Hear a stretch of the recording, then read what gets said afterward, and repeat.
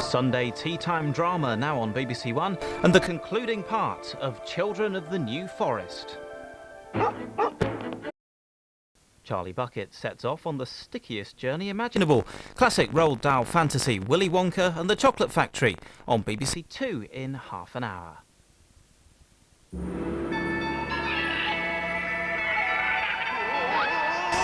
This Christmas, meet Sean, It looks to me like your flight has been cancelled. a duck with a nose for mischief See you next spring. and a knack for trouble. Couldn't I just stay with you instead? The first snow of winter, Christmas Day at 4:45 on BBC1.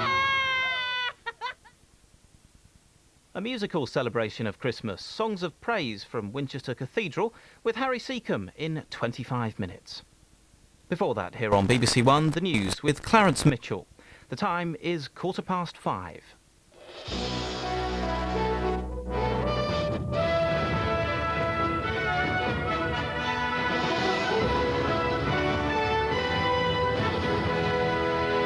The airstrikes are over, but Saddam Hussein remains defiant. Appearing on Iraqi television, Saddam tells his people they have won the crown of victory over the enemies of God.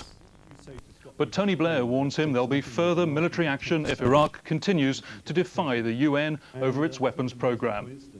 After impeachment, President Clinton vows to stay in office. And despite a detour to avoid Iraq, Richard Branson's attempt to float around the globe by balloon is still on schedule. Good evening. The Iraqi leader Saddam Hussein has made his first public remarks since Britain and the United States ended their airstrikes. Speaking on television this afternoon, he said Iraq had been crowned with victory and would not fear any further acts of aggression.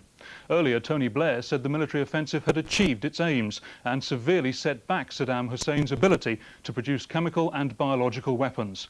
Saddam, he said, had been put back firmly and securely in his cage. As on the previous 4 nights of bombardments, Iraqis took refuge in shelters around the city.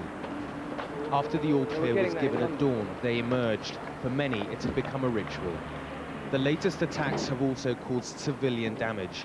We went to a residential area which appeared to have taken a direct hit. Some people who were put out in the open were injured. But the government here continues to spit defiance in the face of Britain and the United States.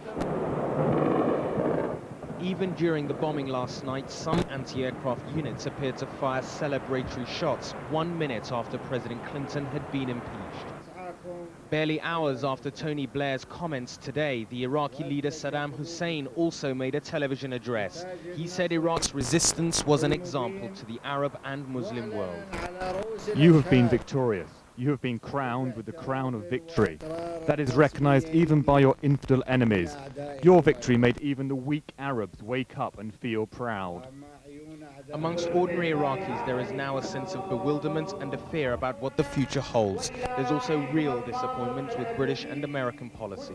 If you have it before, if the British people and American people have before some friends here, today they have no friends more. The question being asked here now is how long the cessation of military strikes against Iraq will last. Most people believe that the real aim of the United States and Britain is to overthrow the government of Saddam Hussein.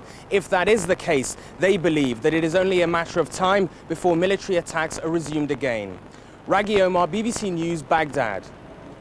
Meanwhile, senior military officials in Britain and the United States have been assessing the impact of the 4 nights of airstrikes on Iraq.